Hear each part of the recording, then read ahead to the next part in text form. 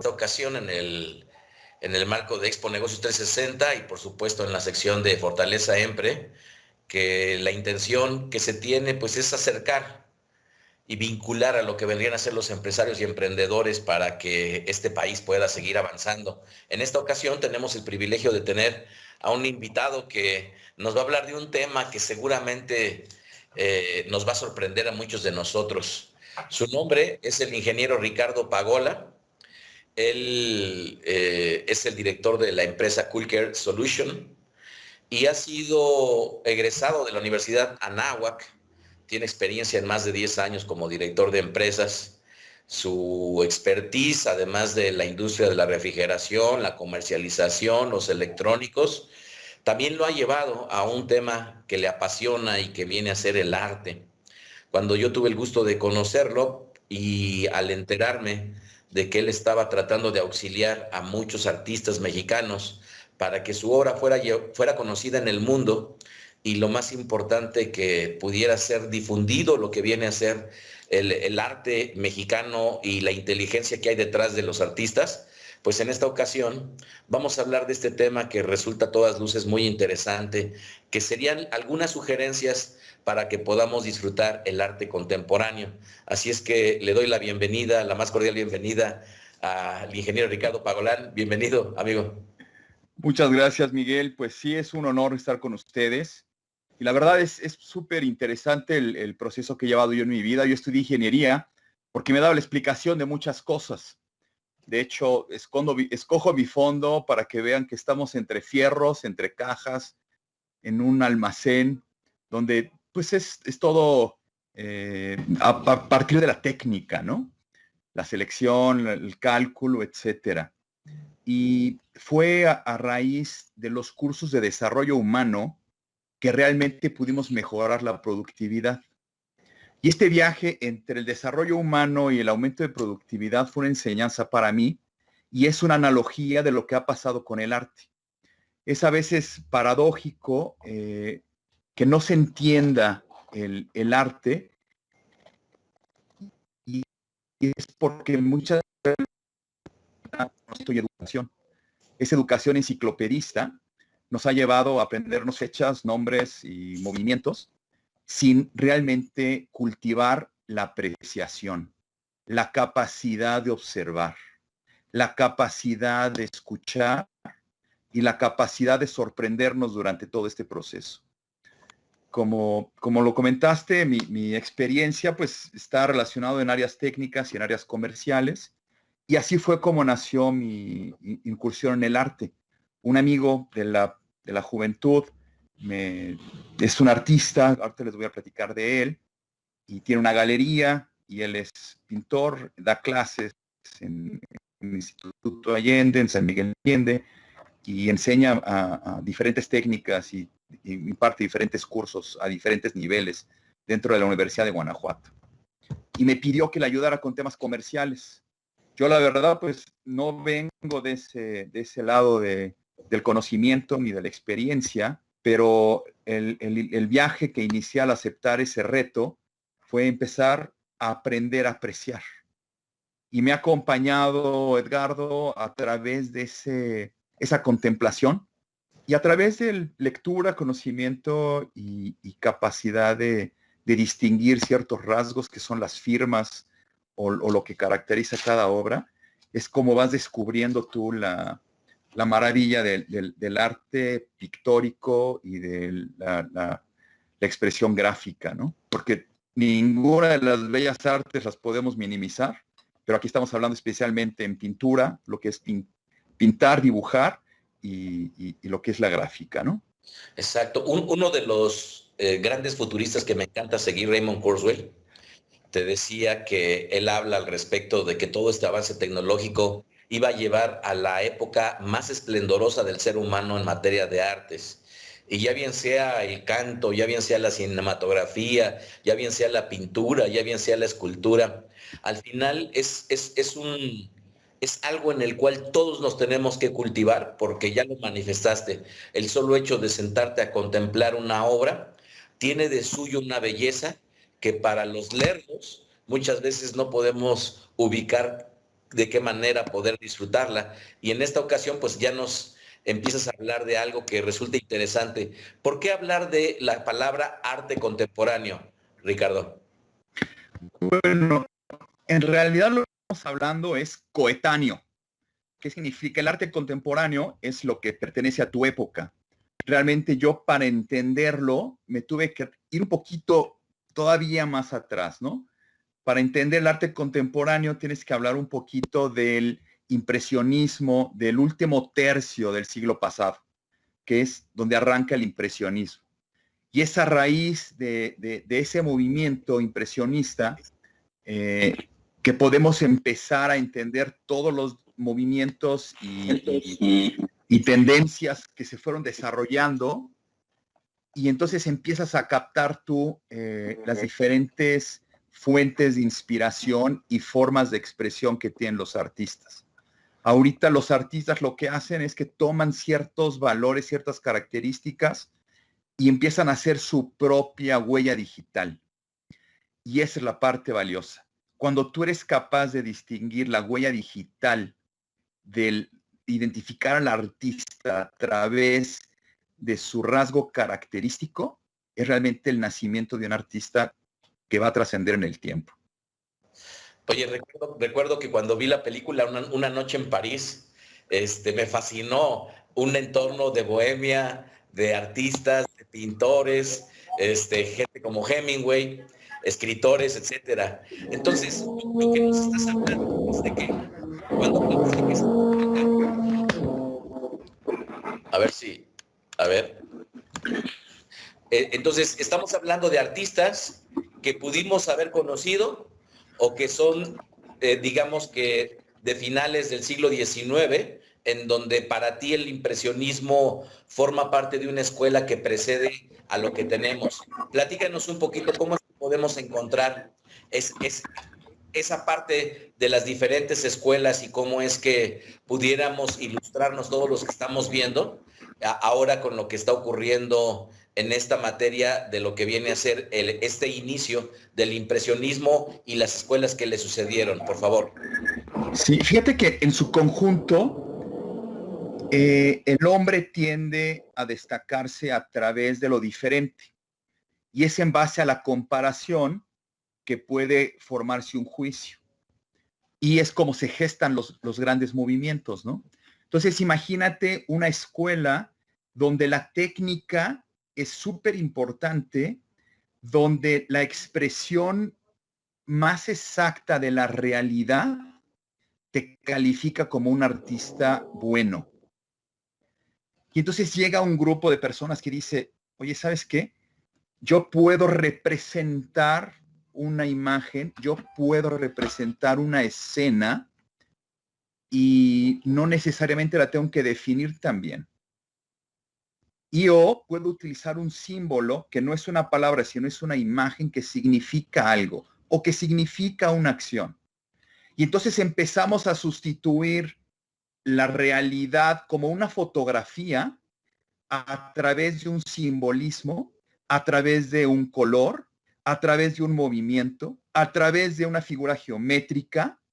Y entonces cada uno de esos conceptos que he mencionado ahorita es lo que da el nacimiento a ese fauvismo, a ese cubismo, al futurismo, al expresionismo, al constructivismo ruso, al Bauhaus, al Art Deco, al Op Art, al arte de acción, al hiperrealismo. ¿Me explico?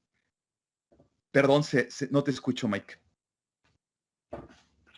No, está clarísimo todos estos movimientos y sobre todo porque se me viene a la mente un tema que me resulta muy familiar. A mí que me encanta estudiar mucho de temas de neurociencia, de pronto recuerdo que para el ser humano las palabras cuesta mucho trabajo poder ubicar su propio significado, porque nuestro cerebro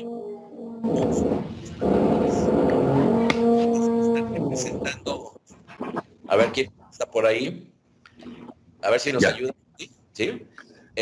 Las palabras tienen que ser traducidas a simbolismos para que nuestro cerebro la pueda registrar y pueda tratar de entender. Entonces lo que nos estás hablando son de expresiones que de suyo no tienen palabras, sino tienen imágenes que para nuestro cerebro debería de ser mucho más fácil el comprender lo que está detrás de ellas. ¿Es así? Sí, fíjate que, y esa es la parte increíble, ¿no? Porque hicieron un experimento hace algunos años con un grupo de ciegos, con gente que tenía diferentes capacidades, y era una carrera de, creo que son 200 o 400 metros, y sale el contingente corriendo, pues imagínate la dificultad para conservarse en la línea, etcétera, y gana un débil visual, y lo primero que hace cuando se da cuenta que ya cruzó la línea, porque lo siente, es levantar los brazos. Y entonces te preguntas, y ese es el cuestionamiento, ¿qué hace que una persona que no es capaz de ver cuando siente una emoción tan grande levante los brazos?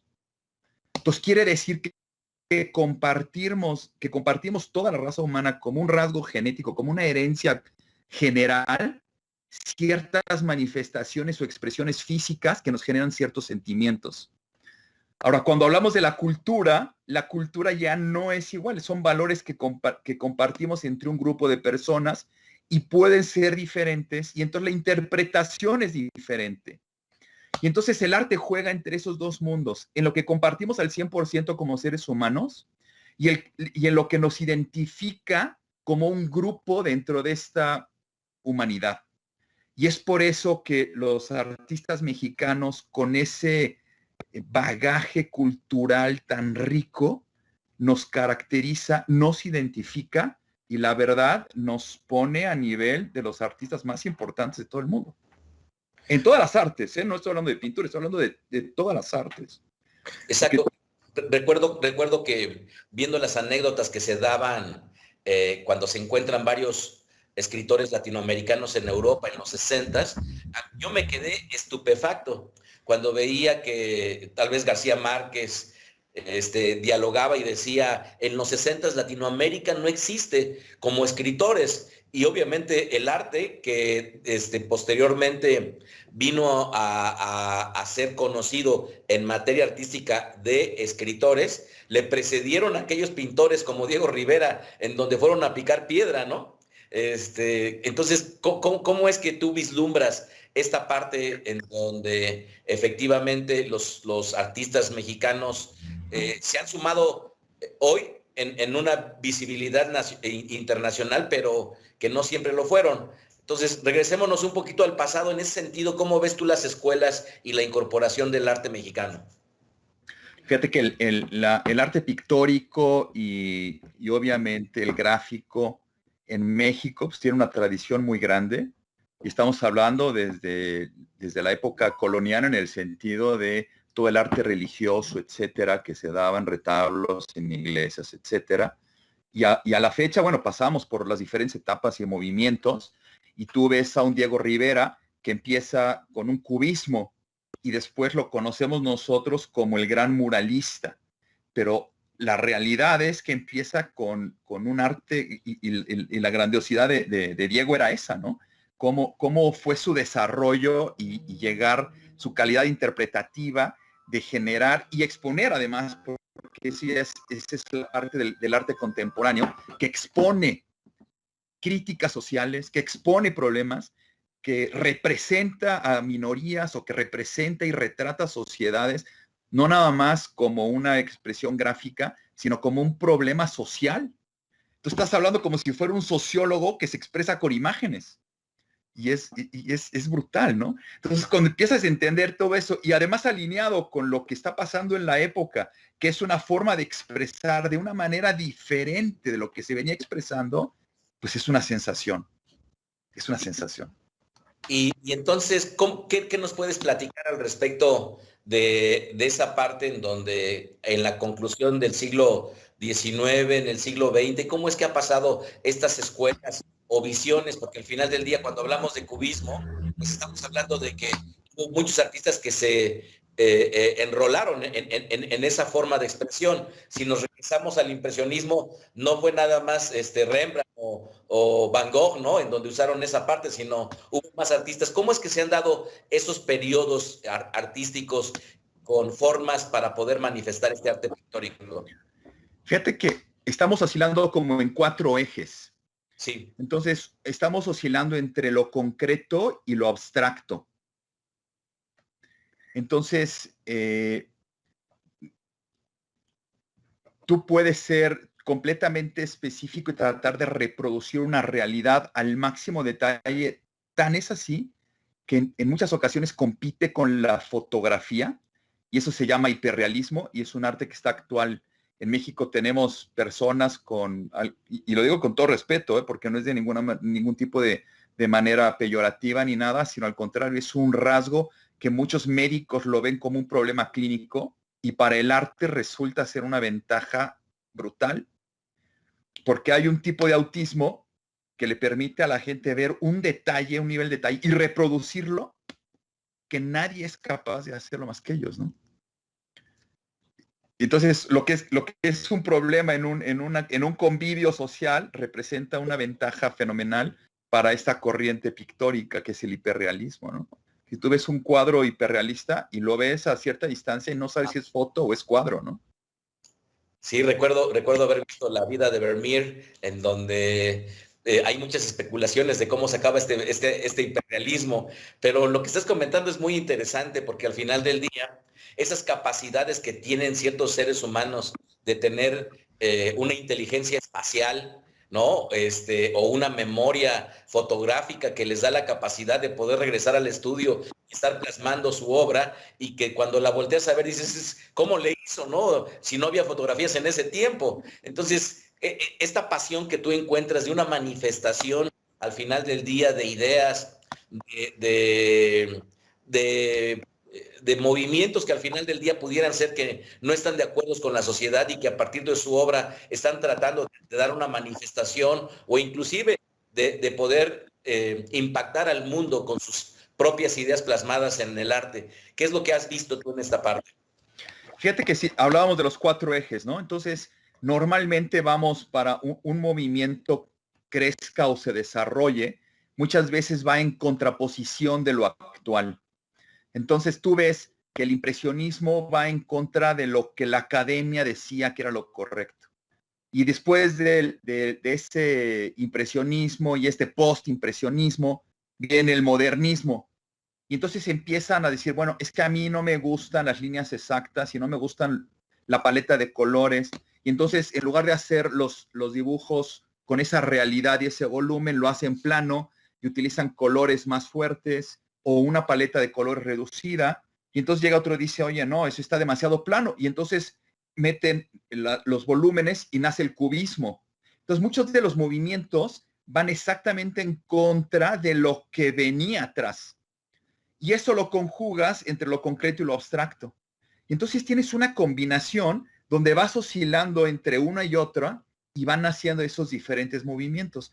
Ahorita lo que nos hemos encontrado con el arte mexicano y con los artistas contemporáneos actuales es que a pesar de que son, cada uno tiene su tendencia, es como su alma y su huella digital y lo tienen claro y lo desarrollan porque tienen diferentes influencias y las plasman dentro de su obra. Nos hemos encontrado con que no tienen la proyección que podrían tener utilizando medios tecnológicos. Y esa ha sido nuestra voluntad de apoyarlos y de potenciar esa calidad artística de nuestros jóvenes y de nuestros pintores. Algunos, pues ya inclusive fallecidos, pero con obra importante, tratarlo de difundir para que sea reconocido a nivel mundial, ¿no? Porque los temas, ya sean visuales, los coloridos, los problemas sociales que nos representan, yo creo que es una riqueza no nada más para México, sino para todo el mundo. Claro. Y entonces, de esos movimientos que van oscilando entre el antagonismo con las escuelas previas, ese antagonismo comienzan a ser expresiones que vienen a ser un tanto distantes, pero a su vez que están representando otras tendencias. Entonces, de esos 4 movimientos que nos hablas, ¿Qué es lo que ha ocurrido hoy en día con esos movimientos? ¿En qué movimiento estamos? ¿Cómo pudiéramos ver el arte? ¿O ya estamos en una explosividad de tanto que podemos encontrarnos absolutamente de todo? Mira, por ejemplo, yo te puedo platicar un poco de Luis Filzer. Es una historia de un ucraniano que vino a México, chico, su papá lo trajo de Europa, se educó en México, participó en muchos concursos de arte, pintura, y ganó un premio en Bellas Artes, lo becan, se va a Europa y ahí pues, se desarrolla como pintor. Ha sido uno de los pocos pintores que estando vivo, el Museo de Van Gogh tomó la decisión de poner o montar una obra de él, porque el arte que representaba su fuente de inspiración siempre fue Van Gogh, porque él era un expresionista. Entonces, ¿qué significa? Es una derivación de ese impresionismo, ¿cuál es? Si no es una metáfora.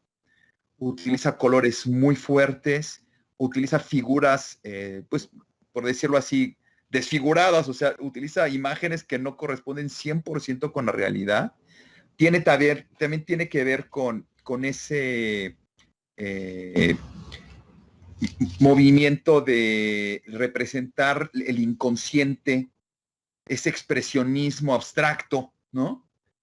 Pero este señor regresa después, se divorcia estando en Europa, regresa a México, se casa aquí en segundas nupcias y tiene un acervo cultural y tiene una cantidad de obra en México extraordinaria, de una calidad extraordinaria. Si tú lo ves, dices, ¿es un Van Gogh o qué es esto? Porque utiliza el concepto del expresionismo y de ese post-impresionismo, pero con los temas sociales actuales y las problemáticas de México. Te voy a poner dos ejemplos.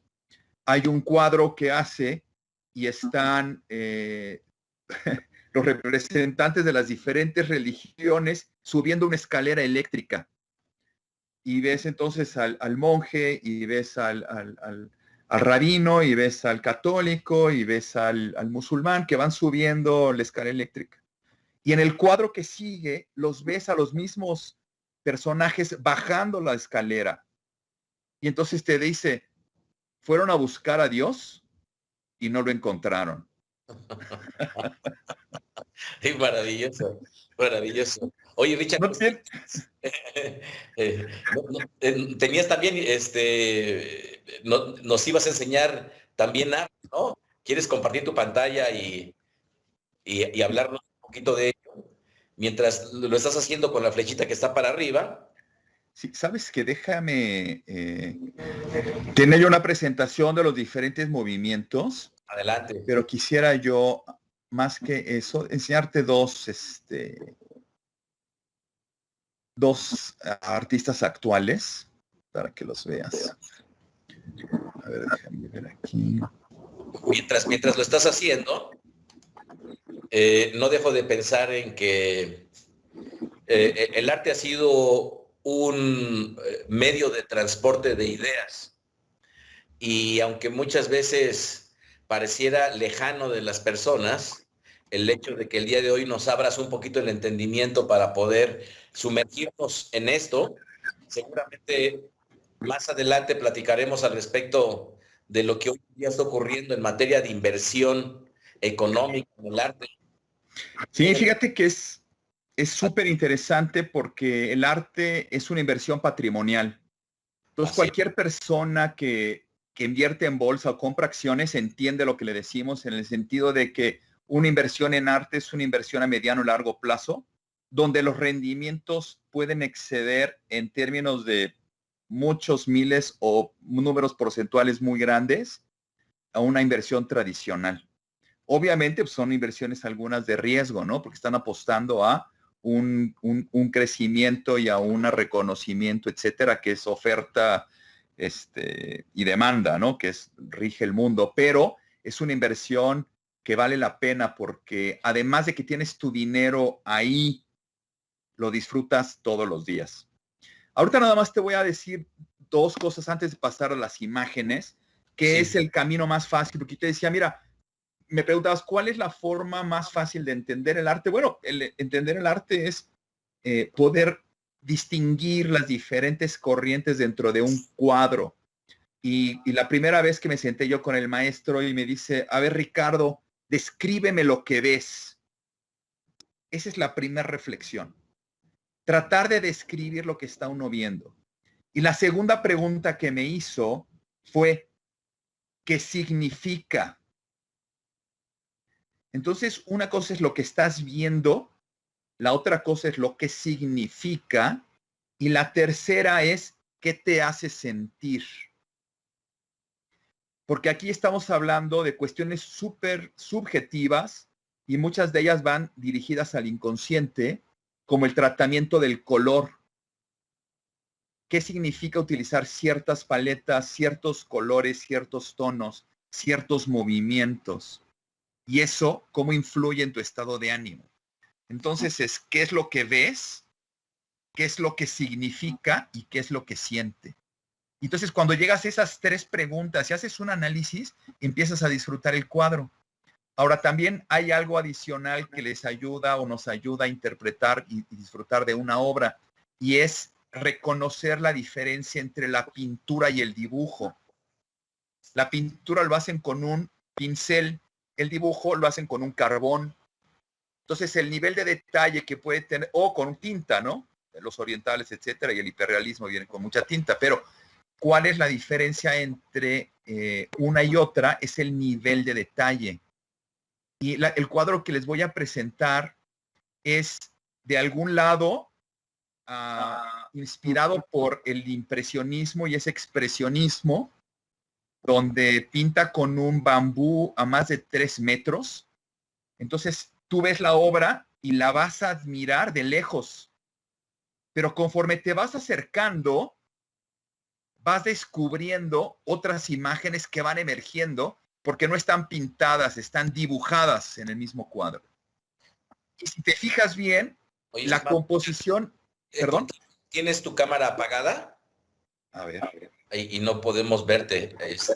Pensé que estaba haciendo un switch entre lo que ibas a mostrarnos y tu cámara, pero no te estamos viendo. Perdón, aquí estamos viendo ya la obra. Ok.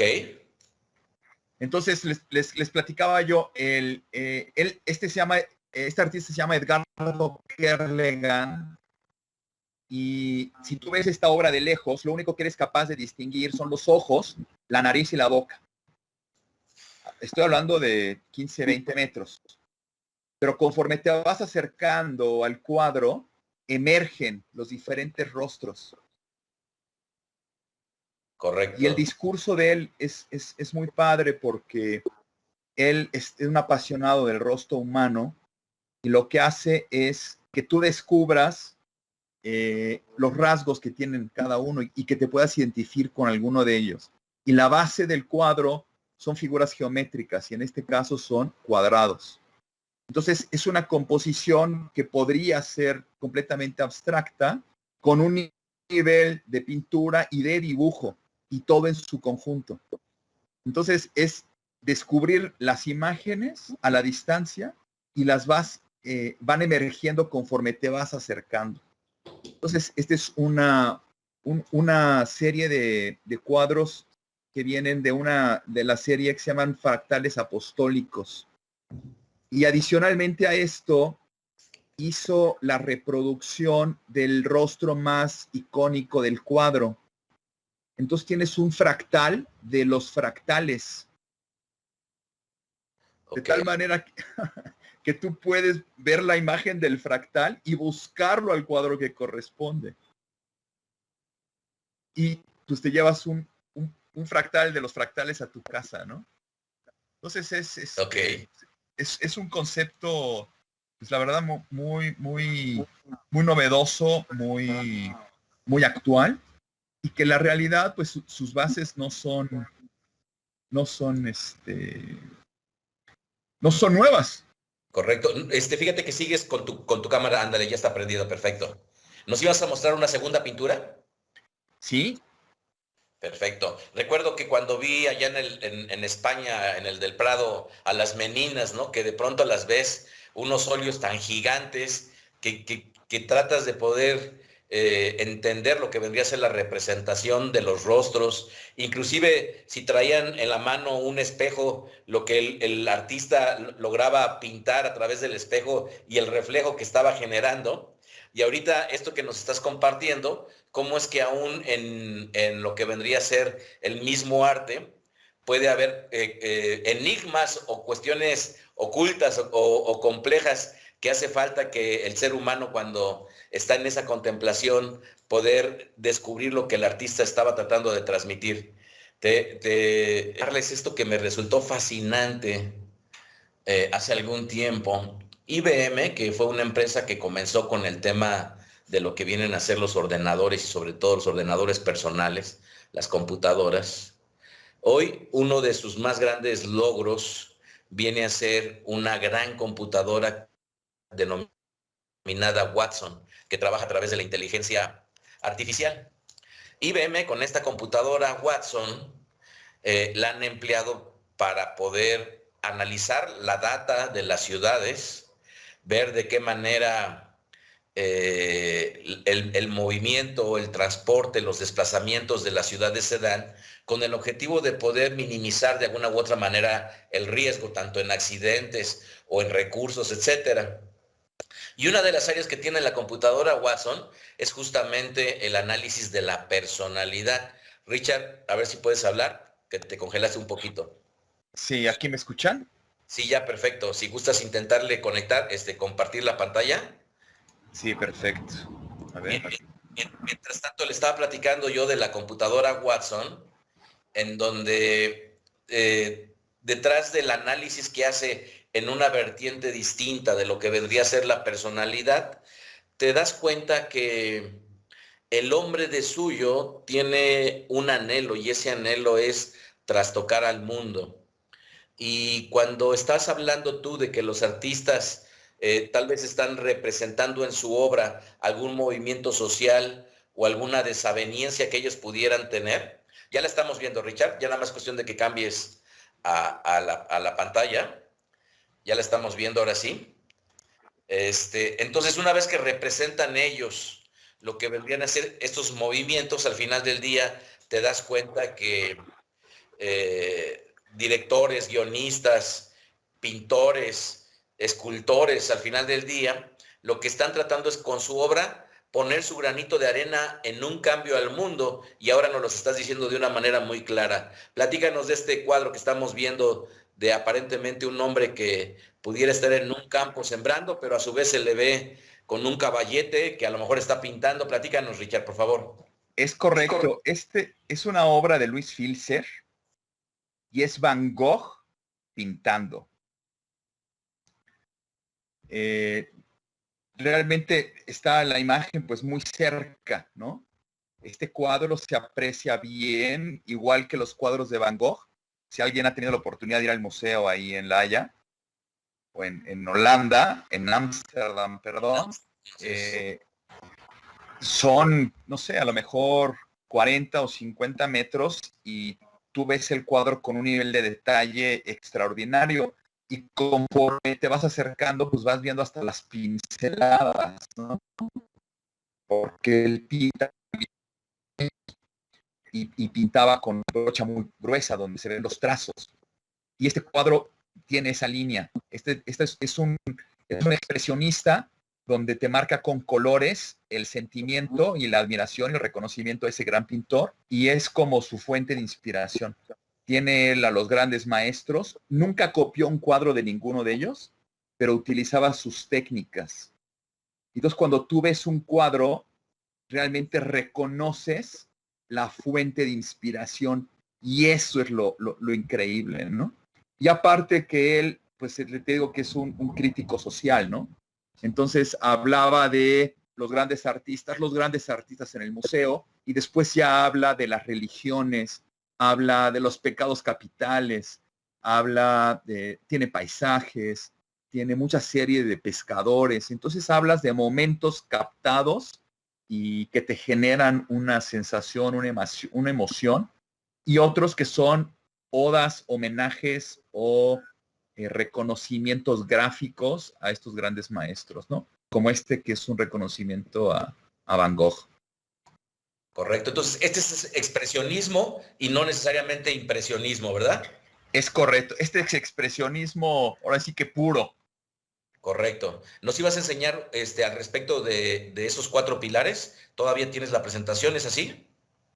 Mira, yo quisiera, sí tengo la presentación, ahí les podemos mostrar brevemente un pequeño recorrido para que vayan ubicando algunos de los temas de los que platicamos y después podríamos pensar en platicar la tendencia y lo que va a pasar en el mercado, qué son los bienes fungibles y no fungibles, qué pasa con el NFT, qué pasa con las criptomonedas, qué pasa con esas transacciones, ¿no? Y para dónde va ya no nada más el arte, sino la economía. Yo creo que podría, digo, si me preguntan a mí, podemos estar platicando, si estuviéramos un café, yo creo que, o un vinito, mucho más, ¿no?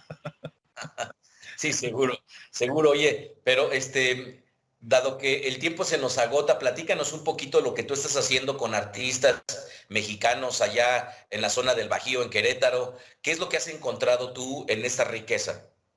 Fíjate que hay un movimiento muy fuerte de artistas. Esto tiene muchos años en lo que se viene gestando.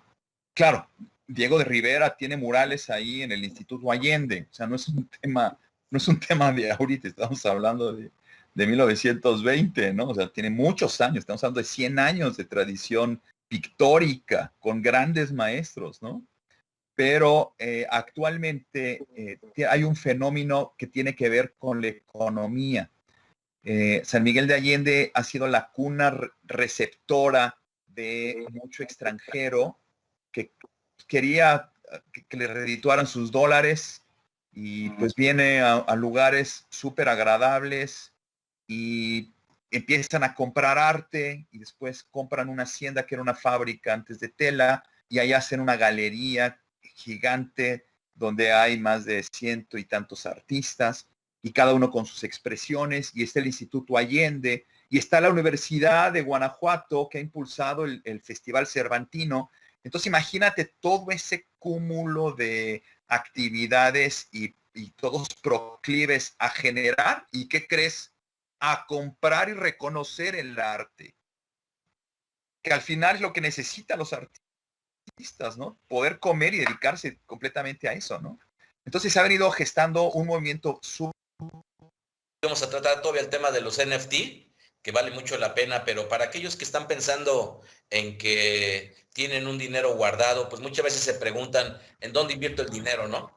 Ya bien sea en un emprendimiento, ya bien sea en un banco, ya bien sea debajo del colchón, ya bien sea en la bolsa de valores, ¿en dónde invierto mi dinero?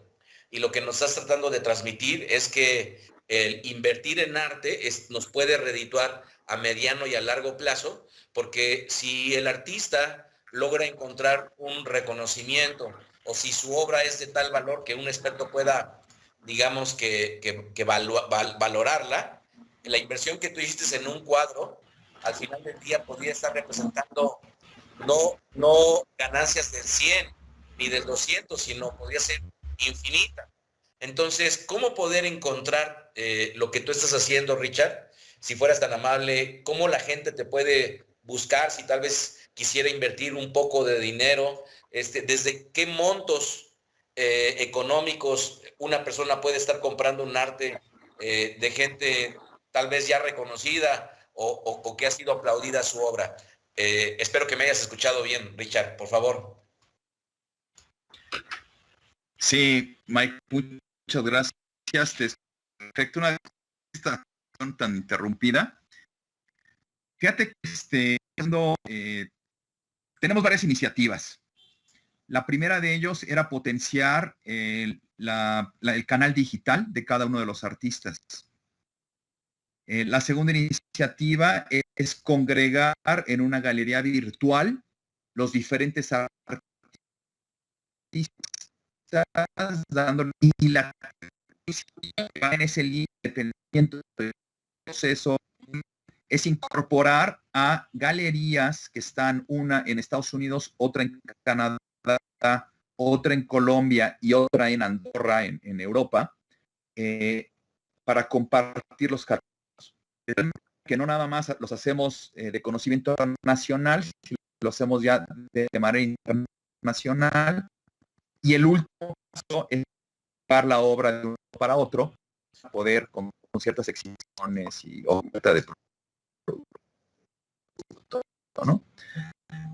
Utilización y registro de algunas de las marcas, de algunas de las obras que se están haciendo ya en tema digital, donde pues son bienes no fungibles, no son, no existe realmente el arte, sino existe a través de una imagen digital autenticada y corroborada, y que se vende a través de este mercado que son las criptomonedas, ¿no? Entonces, pues son esas 4 líneas que, si quieres tener una sesión un poquito más, no sé si más continua, porque la tecnología hoy, una disculpa, no nos ha ayudado, podríamos tener un poquito de detalle para hacer un recorrido virtual de todas estas cosas que platicamos. Claro, espero que los amigos que nos están escuchando puedan identificar cuando estamos hablando del NFT, el NFT que viene a ser hoy en día el arte digital y que han sido obras construidas de una manera digital que no están físicas y que la vanguardia tecnológica la ha puesto en la palestra y que han llegado a valuaciones exorbitantes algunas obras, y sí sería muy interesante que nos pudieras acompañar en una segunda charla para que pudiéramos hablar de todo el tema de los NFT, como dices, la adquisición de ellas a partir de las criptomonedas y cómo es que nosotros podríamos estar beneficiándonos, no nada más en la contemplación del arte, sino también en materia económica, ¿no? Richard, ¿en dónde te pueden encontrar? Mira, les comparto mi correo, se los voy a decir y después dejamos los datos con ustedes. Les voy a dar mi correo personal, es rjpagolan, PAGOLAN, @gmail.com. Una disculpa, tengo 2 dominios y el único que no falla es el público. Correcto. Entonces, rjpagolan sería el correo electrónico en el cual puedan dirigirse contigo en caso de que alguien esté interesado en poder introducirse todavía más en este mundo fascinante del arte. Oye, Richard, pues me dio mucho gusto poder volver a verte, aunque sea por estos medios. Te mando un fuerte abrazo y agradecido con tu tiempo de habernos explicado estos 4 vertientes del tema del arte. Mi estimado Mike, ¿me escuchan ahí? Sí, Fer. Gracias, pues felicitar a Ricardo, está muy interesante. Yo quería comentarte que junto con otros artistas que contactamos, queremos hacer el pabellón de arte dentro del Expo Negocios 360 para apoyar a los artistas a la venta, porque yo sé que para ellos vender el arte es muy difícil. Lo más importante. Sí. Y otra parte es que tenemos una plataforma que, bueno, ya conoce Miguel, que es para apoyar a los damnificados de las catástrofes que van aconteciendo, la estamos iniciando. Pero yo creo que con lo que escuché podríamos también invitar a artistas a que subasten o a que vendan las obras de arte y parte de lo que se recopila pues, se vaya a los damnificados. Creo que sería una buena labor y una forma de vender. Me parece increíble y estoy seguro que muchos de ellos se van a sumar porque tienen un nivel de conciencia con el ser humano y con el prójimo extraordinario. Tienen mucha calidad humana entre ellos. Entonces, cuenta con ellos, yo te puedo ayudar a hacer los vínculos, la vinculación, y con mucho gusto participamos. Muchas gracias. Claro que sí, ya nos reuniremos con Miguel y nosotros para platicar cómo estaría el tema. Claro, gracias por todo, estamos a sus órdenes y hasta la próxima. Mucho gusto y muchas gracias a todos.